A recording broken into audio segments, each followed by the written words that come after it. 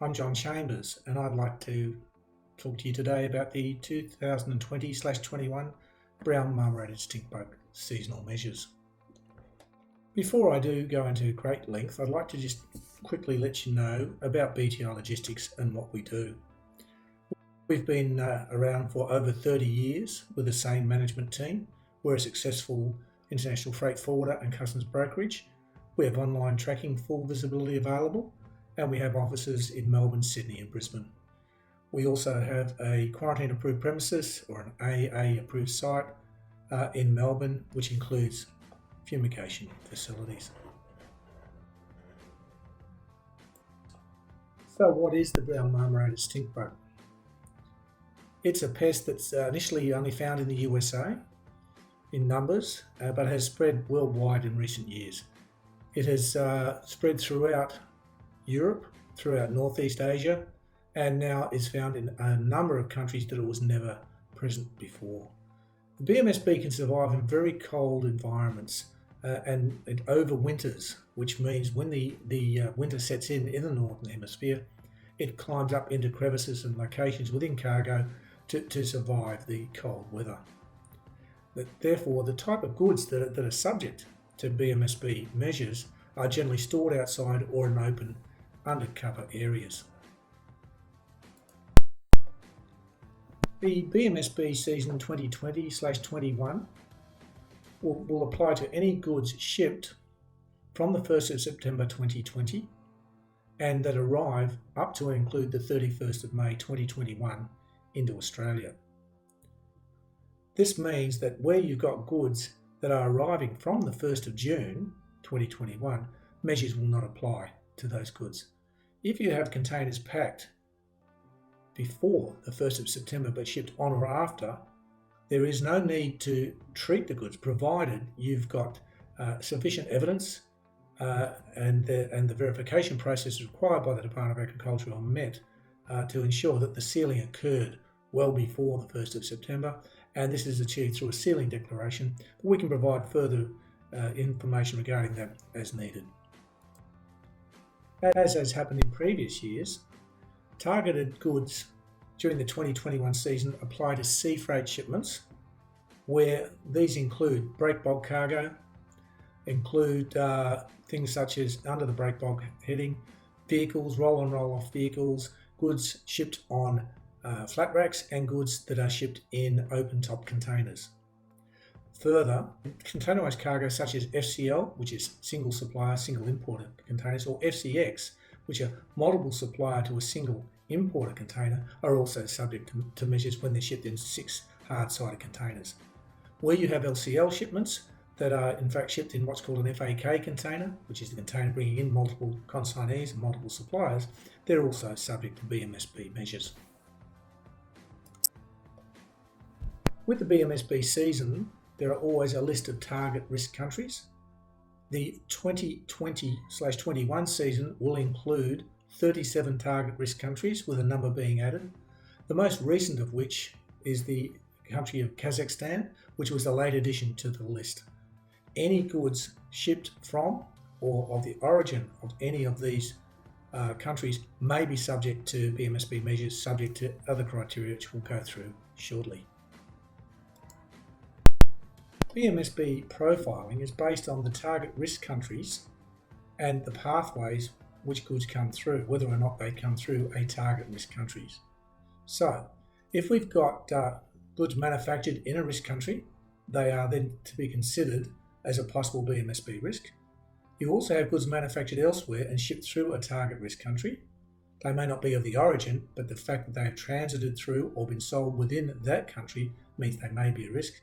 And you've also got goods that are manufactured in a risk country, such as say Germany or USA, but are shipped from elsewhere in the world, which may be a country that's not on the risk profile. As part of the BMSB process, there are emerging risk countries. These are countries that presented emerging risk during the 2021 season. The Department of Agriculture studies each year where the brown marmorated stinkbug is found to present in numbers, in particular in foreign countries. And of particular interest this year are the countries that have been added as emerging risk, as you can see on the slide. One of particular interest is the United Kingdom, whereby any goods that are shipped through an emerging risk country, they may well be subject to some quarantine inspections. These inspections are actually seals intact, which means the goods have got to be shipped to a quarantine-approved premises, and the consignment cannot be unpacked until a quarantine officer is on site. This can sometimes cause additional cost and delays. There are also other countries that are being monitored as possible risk at a lower rate, and you can see on the slide there's a number of countries within Europe, the remaining that aren't a risk country at the moment, but one of the significant ones is China. China has now been included in the risk of possible countries to be monitored. This means that they may have intervention at a lower level to check that there is no presence of BMSB in goods that otherwise would not be subject to measures. Where we need to treat goods for BMSB purposes, there are three different types of treatment available. Heat treatment applies a temperature controlled environment to the goods, and as you can see from the slide, the temperatures are quite high. Generally the heat treatment is considered for goods that may have plastic wrapping that won't allow the fumigant to reach the actual goods, or whether the goods have been packaged in a way to not allow them to be effectively fumigated. You can see the two treatment rates are available, and basically the different rates are used to allow for a shorter period of heating where the goods may not withstand prolonged exposure to high heat levels. Often heat treatment is considered where there is a deadline to meet the shipping of the goods, or where the actual goods, such as vehicles, often will not react well, leather seats for example, to the introduction of methyl bromide or other fumigants into the actual commodity. Methyl bromide has been used throughout the world for treatment of goods for some years now. As the EU recently banned the use of methyl bromide, and therefore it cannot be used in those areas or some other areas of the world. There's two dosage rates, as you can see from the slide. Both are at 24 grams, but one requires 12 hours, the other requires 24 hours, and the end result is there's a different endpoint reading required under each of the treatments. The Department of Agriculture have found that there has been some dosage increases being applied by treatment providers offshore to allow them to arrive at the endpoint reading requirement, but this is now banned, and if it is discovered that this happens, then the whole treatment is considered to have failed and the goods must be retreated. Sulfuryl fluoride is the other treatment that's available as a fumigant for BMSB purposes. Again, you can see that the actual dosage is the same, however the duration is different, again based on the endpoint reading of the actual fumigation in the process itself. And again, there have been dosage increases being applied by some treatment providers offshore to allow it to end up at the end treatment point that is required, but this is not permitted again, and therefore if there's any dosage topping has taken place, the entire treatment is considered to be ineffective and the goods need to be retreated upon arrival in Australia. Under the sulfuryl fluoride treatment options, there is a third-party system that's in place. As you can see from the slide, there is a different criteria for the concentration, and the durations are again 12 and 24 hours. Basically, this is a stewardship program, and there's four different providers that can provide that service. You'll find this from the USA significantly, and also from other parts of the world such as Turkey. Onshore treatments that occur as in on Australian shore mostly are fumigation. Now, during the 2019-20 BMSB season, there was a series of fumigation companies that were suspended, offshore companies that is, as a result of a number of issues. Any goods that were shipped or or treated by these companies required retreatment in Australia once the goods arrive. This can cause problems where the shipments are treated before containerisation. BTI Logistics in Melbourne, we are, as I said before, a quarantine approved premises or an AA approved arrangement site, and we have fumigation capacity, as you can see on the slide. We have a large capacity, and are able to fumigate goods for other clients and other entities. We also have a quarantine approved wash bay area for the cleaning of vehicles and machinery, and we've got a bonded storage facility which allows goods to be entered for warehousing to remain long term in our facility and duty paid at the time of requiring for home consumption. The type of goods that normally are bonded are alcohol. When we're considering whether or not our shipment is subject to BMSB measures, the risk profiling goods for BMSB uses the International Tariff chapter to decide what is target high risk goods. As you can see by the slide, there's a number of chapters that apply to the high risk goods category. If your goods classify to those chapters, any of those chapters, they are considered to be high risk goods and may well be subject to BMSB requirements depending on the origin and the pathway. There also is a separate classification of goods which are just target risk goods. Again, they are tariff based, as we said before.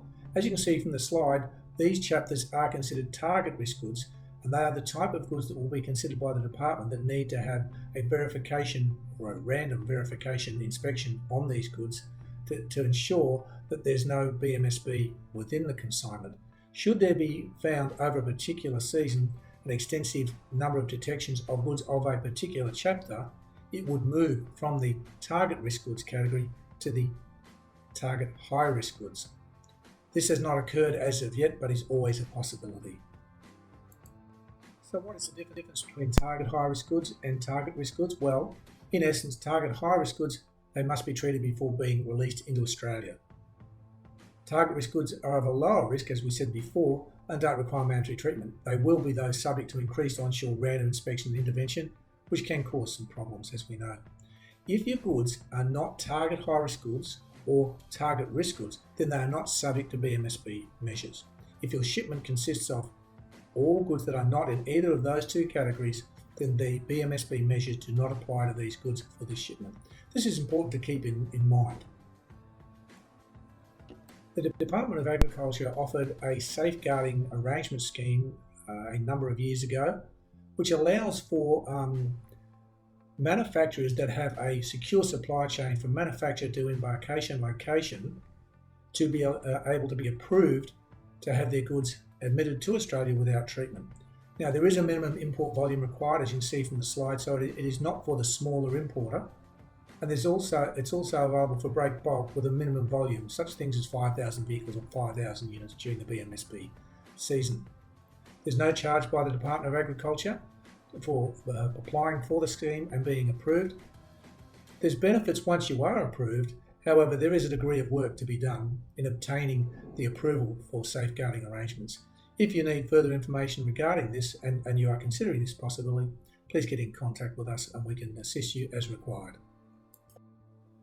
So I've got a target high risk goods. They've been shipped as a minor part of a shipment with non-target goods. An example of this would be a shipment of plastic pipes, plastic piping of Chapter 39, which is not in either of those two categories, but in the same shipment you have a carton or a quantity of bolts of Chapter 73, which is considered target high risk, or perhaps even brackets for mounting the plastic pipes, which are in 82, Chapter 82 or 83. Where you have this in this situation, there's no allowance for the small quantities. If the goods are in the high risk category, even though they are in a minor degree within the shipment, then the entire shipment, if shipped from a risk category country, will be subject to BMSB measures and fumigation. So when you're programming your ship, you need to take care as to what the mixture of goods will be made within those particular two different categories. The other thing to keep in mind is there may be an influence try to be brought to bear from certain areas that the goods are not classified in that particular heading, and we use this HS code. It needs to be kept in mind that tariff classification of goods is in fact a matter of law, and it can't be and must not be manipulated to suit BMSB profiling reasons. I'd like to now touch on a concession that was granted by the Department of Agriculture. It has been in for a couple of years now, and that is where we have new and unused and not field tested goods, NUFT goods, that are manufactured on or after December 1, they may be receive concessional treatment in that they may not be required to be actually treated. Your goods have got to classify under tariff chapters 82 through 89 as shown on the slide. They've got to be new and unused and not field tested, so they must be in fact not in any way tested or used straight from manufacture to being exported. To support your application for this concession, you need a declaration. The declaration, as you can see, it's got to be shipment specific with a link to that particular shipment. It's got to specify the manufacturing date or range of dates, and it also must specify the place of manufacture within the declaration. You cannot just have a letterhead where the actual manufacturing company resides. It must have the place of manufacture. If you have a shipment where the goods are of these tariff chapters, but there are other goods within the same within the same shipment, such as goods of chapter 73 or perhaps chapter 82, then the entire shipment then becomes subject to BMSB measures. The concept is where you have target high-risk goods in a shipment, no matter what else is shipped with it, then that entire shipment becomes subject to BMSB requirements and treatments. So, what are the BMSB assessment steps? What do we need to do to assess whether or not we're subject to BMSB measures? Well, the first criteria would be, are the goods covered by one of those target high-risk tariff chapters? You need to look at that and assess whether or not they are. If they are, then we need to move on to point 2. Are the goods sold or are being shipped through a BMSB country or through a pathway of a BMSB country? So you need to have, the first point is, are we in the range of target chapter goods? Yes. Are we sold from or shipped through a BMSB country?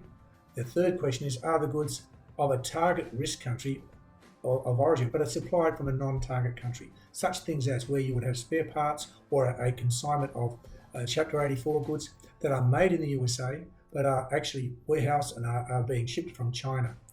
These goods of origin USA, shipped from China, will be subject to BMSB requirements unless you can prove when the goods were exported from the USA, which is not that easy. So if you get the answer to 1 and 2 or 3, then the ship will be subject to BMSB treatment requirements. The thing we need to keep in mind when we're looking at all of this is, if your goods are arriving by air, they're not subject to measures, even if they have left overseas by air and then arrived by sea, they're still subject to measures. BMSB measures apply to sea freight arriving cargo. So what things do I need to consider for my imports during this upcoming BMSB season?